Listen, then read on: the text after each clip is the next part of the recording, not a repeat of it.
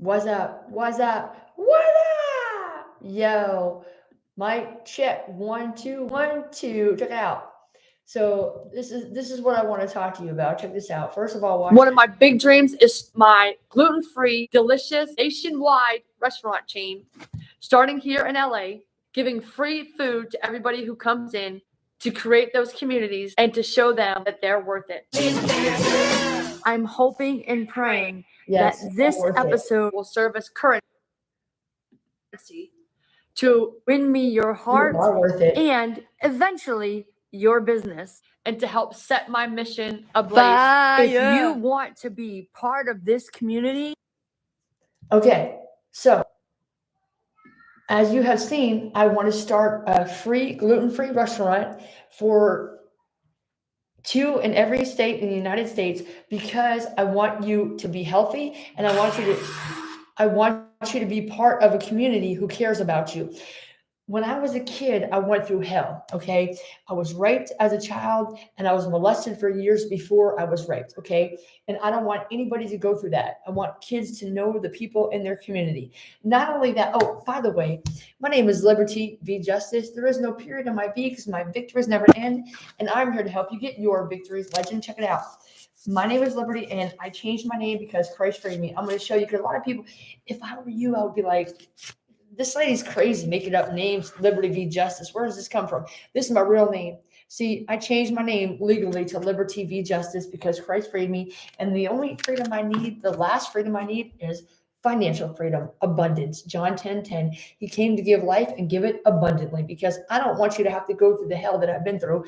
I don't want you to have to count pennies. I don't want you to have to sleep outside. I want you to save you from my scars and succeed sooner and get rich without being homeless. Check this out. Do me a favor. Watch this now. Okay. Ready? Watch this. I'm gonna explain this. First time coming to my channel, thank you so much for coming, champions. Do me a favor and comment below. Tell me, how did you find my channel and what's your name? What's my name, y'all? Liberty, justice. Put my mind on my money and my money on my mind to show you that you are infinite value. You could do anything. Oh, let me go back for 1 second before I tell you about I'm Worth It Incorporated, why I exist. Quickly, well, actually, this is part of tell you about I'm Worth It Incorporated, why I exist, or something like that. The truth is, I was very lazy when I was younger, and I've been on disability since I got out of the not since I got out of the army, but in the late 90s, put it that way. I still have worked, and I, right now I'm home so I can have everything I ever wanted in life. And when the Lord liberated me of my home so I could have everything I ever wanted in life, I didn't see it that way at the time, but I went to go, I lost my home because it was the weather, Okay. So I did lose my home due to the weather. Okay.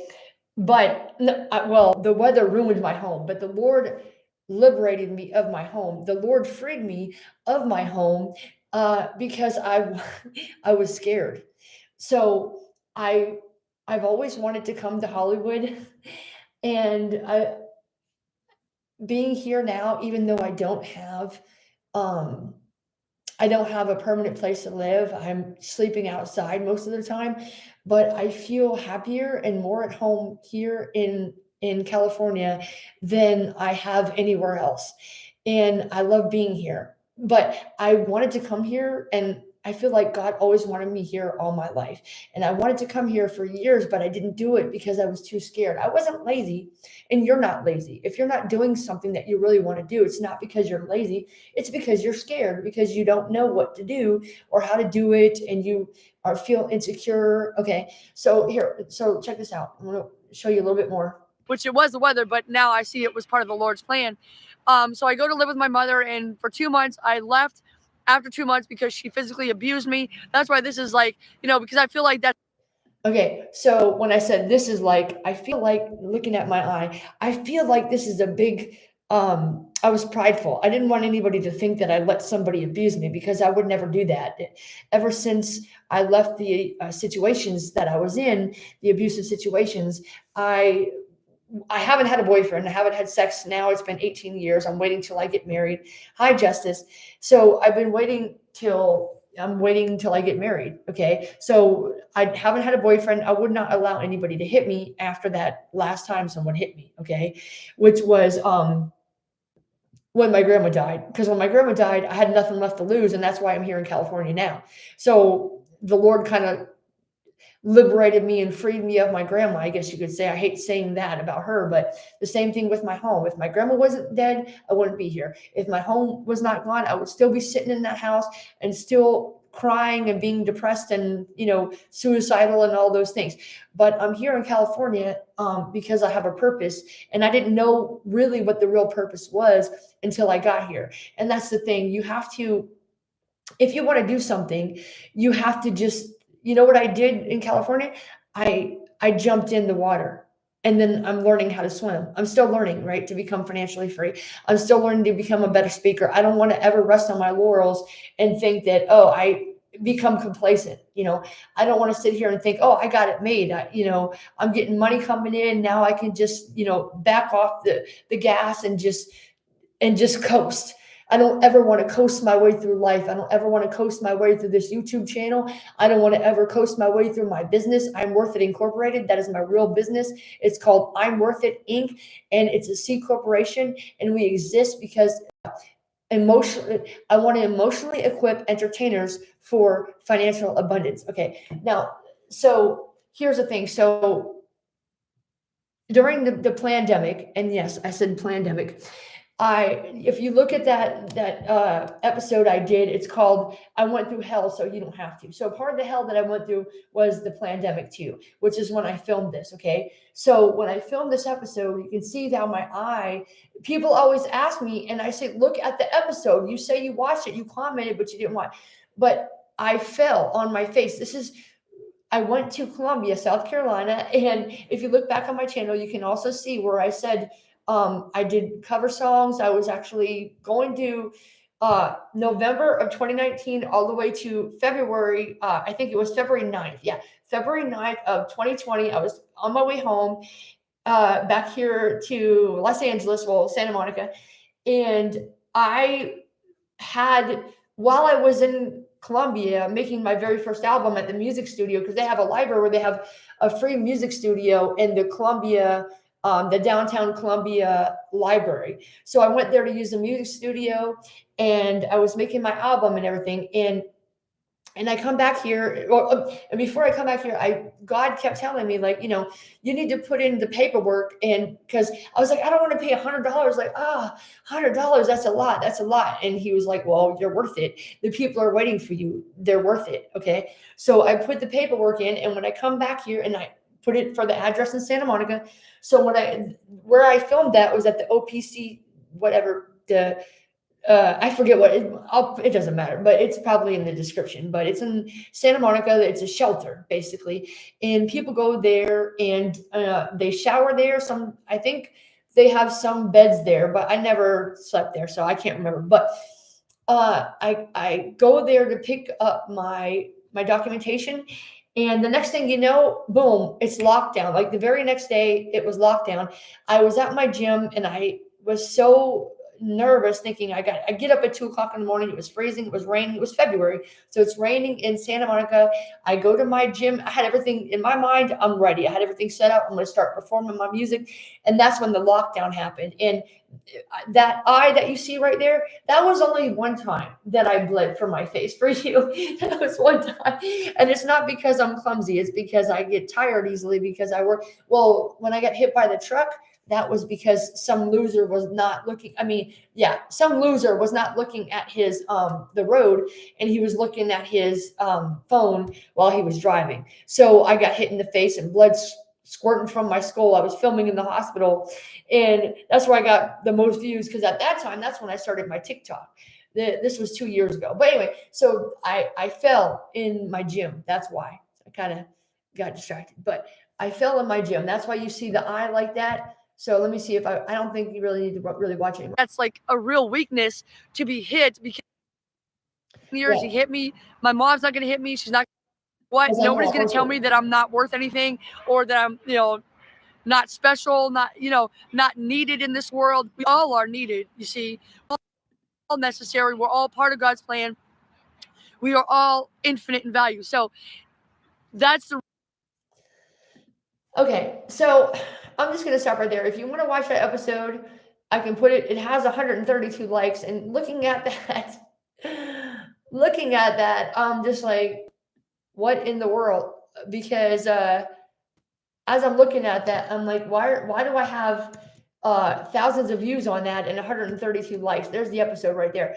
But I went through hell. I go through hell daily because I know that there's people out there. You're afraid, like you, Justice. You're afraid to do what you want to do. You don't think you can do all things through Christ who strengthens you. You might say that verse a million times every day, but you're not doing it because you're scared, and fear is from the devil. So let me tell you a quick story. Okay. I'm going to tell you a story about Steve Carrell. I went and did a lot of acting jobs because I am a director and a producer. I'm not real. I don't want to be an actor. Not that, I mean, I do. I'm Tyler Perry, if anything, right? I'm Tyler Perry. Okay. I always tell people, I need to stop saying that though. Because I'm me. Like there's no liberty justice. That's me, right? There's no, I don't want to be, who said that?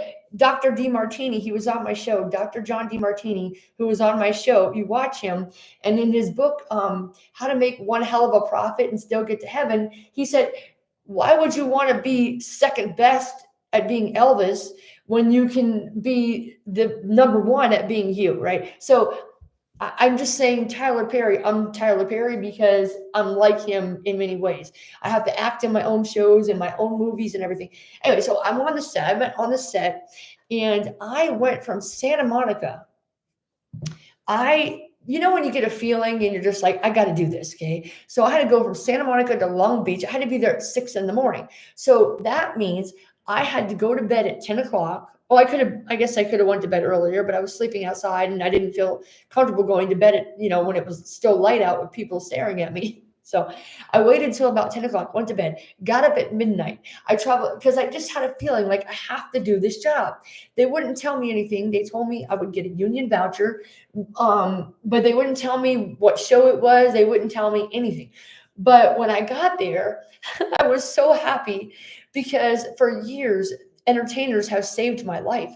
So I went to this show, and it took me, I think it was like 6 hours to get there from Santa Monica. And I had to go to the Metrolink. I had to take different buses. From midnight, I left to get there at 5 a.m., right? Or 6 a.m., something like that. So whatever it was, I had to be there early in the morning. Normally, the call times are until 11 or noon or 1, right? But especially for background actors. So I got there, I got a union voucher. And as I was on the set, I met one of my favorite all-time actors. So these people have literally saved my life. A lot of comedians, especially. Okay, and I try to be funny, and usually when I try, I'm usually not funny. But when but when I'm not trying and I'm just acting like a total dork like myself, then people laugh at me, and it kind of makes me mad. But these comedians saved my life. Laughter does good like a medicine. Okay, that's what the Bible says, and it's true. It's a scientific fact. So I'm walking on the set, and by the way, if you want to be an actor, don't be a background actor. Just go for acting, because background acting is not going to get you any closer to being a featured actor. Okay, just be a featured actor. Just start there. Don't be insecure, because if I wanted to be an actor, I'd be doing that. I wouldn't be doing background. I do background just for the fun, just to go and see if I can meet some people. I usually don't, but I talked about that on my channel before. They don't care. The people, the background actors, they're just there because they don't want to work at Starbucks. Okay, they'll tell you that too. They just sit there and talk and eat all day. That's all they care. Me, I'll be on my laptop working because I own a television channel. Okay, it's on my YouTube, it's on TikTok, it's on my website. I'm Worth It Inc. Anyway, they don't pay you enough either. If you're doing it for the money, don't do it for the money. Don't try, not try. Yoda says, do or do not. Be what you want to be in the beginning. Don't take an alternate route, like trying to be a background actor so you can be. Anyway, so because they treat you like crap too. Some of the people will treat, not everybody. Some are really cool. Some studios are really cool, but a lot of times you get treated like crap as a background actor, and you get paid less than minimum wage. Take home pay is about $110, and they don't pay you for traveling. They don't pay you for gas if you drive a car. They don't pay you for your train ticket if you get on the train, or if you take a bus. They don't pay you for your time. If you took 6 hours to get there, that's you. They don't care. They're not paying you. If you take an Uber, they're not paying you. Okay, just letting you know, it's totally not worth it if you're doing it for the money, and it's not a reliable income source. But if you do it just because you want to see what it's like, and if you're like me, you're like Tyler Perry, you're doing it for fun, there you go. Also, don't do it to try to meet actors, because you will get banned. All right. But as I was walking on the set, some people, on this one, I hated this show, to be honest with you. It was all totally worth it though. These people were following me around to the bathroom. I couldn't do nothing. I couldn't do nothing. It was like being in prison. Okay. My name is Liberty, baby. I would have never signed up if I would have known, but the icing on the cake, as I was walking by, I was just going to the bathroom because I drink a lot of water. I saw somebody go by, and I was like, I thought you were dead. I don't think he heard me say that, but I actually thought that it was Klinger from MASH, but it was Steve Carrell. And I went up to him and I shook his hand. He came to me actually when I said that. He came over and started talking to me, and I said, Steve, man, hey, I didn't even know that was you, man. I really appreciate you. I just want to let you know, dude, for real. Like, I know it might sound kind of like extreme, but you saved my life from suicide. Like, there were so many times where I wanted to kill myself, but you were one of those actors, one of those people that saved my life. I just sat my ass in the house and watched television, you know? So anyway, it was totally worth it. Meeting Steve Carell, amazing person. And I like to meet people who have a lot of money, because I used to feel worthless. I like to meet people who are famous and have status, because it reminds me that, hey, you know what? They're just like me. Okay. They have their insecurities. They started from nothing. They still love to see encouragement. The biggest payoff for people like Steve Carell, and for me, is helping you live your dreams. Okay. So when I started, uh, if I can do it, you can do it. That's my message. And Steve has the same message. Okay. So does Tyler Perry. Tyler Perry tells you the same thing. So does Eminem. So does Michael Jackson. Whitney Houston said the same thing. They all said it. I mean, a lot of these people are dead, but they all said the same thing. If I can do it, you can do it. That's the only reason why we do what we do, is not for you to tell us how great we are, is so that we can show you how great you are, and that you can do it too. This is a message. I just want the Savior to come through me to you, and I want to see your life change, because the biggest payment that I can receive is watching you live your dreams. And I've said this millions of times on my channel. Okay, but how this all started, me wanting to come to Hollywood for real, and just saying, beep it, and just do it, is because there was 2 kids every single day that, after the Lord freed me of my home, there were 2 kids every day that I had to watch them being verbally beat down. Okay. And I love these kids with all my heart. I raised these 2 kids from the time they were babies, and Riley and Zane. Okay. I mean, I wasn't raising them alone. I was raising them with my mom and my brother. Well, my brother wasn't there, but the point is, I was helped raising these kids, and I fell in love with them ever since I met both of them when they were babies. I fell in love with each one of them, and it is my life's mission, and it always was my life's mission. This is why I quit when Zane was born. He's 23 now. And when he was born, I quit smoking cigarettes. I quit using drugs. I've been clean and sober. Well, not when he was born. I mean, I decided that I tried, but now I'm done, because I knew that one day I would want to tell Zane and Riley, hey, don't smoke cigarettes. Don't use drugs. I've been clean and sober 18 years, 17 years. It'll be 18 December. I haven't had a cigarette in 17 years. Okay. I haven't had a drink, right? Well, I said clean and sober, but I haven't had sex in 17 years, or almost 18, right? Because I don't want to be a hypocrite. I don't want to be the one that says, hey, don't do these things, but I'm still doing them. Okay. No, because I've seen that. And I know you've probably seen your parents and grandparents probably said the same thing to you, right? But when I was this close to killing myself, I was living in the house with my mom, and I was very sick. And I was in college. I was getting my master's degree in writing, and I always saw myself speaking on stages and changing lives. But I wanted to take my own life. I don't want to go into all the details, but part of it was a lot of pain. I had cancer, didn't know it. I was very, very sick. And like I said, I watched these two kids suffering. They were, Riley was young. I can't remember how old she was, but she wasn't yet a teenager. I want to say 9, maybe 10. She was young. Zane was barely a teenager at the time. And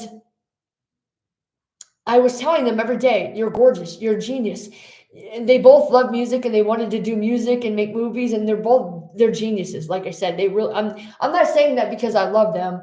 You can see on Zane has a YouTube channel. Well, maybe he deleted it by now, but he's 23 now. But when he was making it, he was like 9, and that was before they had all these rules today. But he draws. I think his drawings are on there. I mean, he draws freehand. He drew a picture, and it's on my channel somewhere. But he drew a picture of Steve Young, and it looks just like him. He drew a picture of Joe Montana.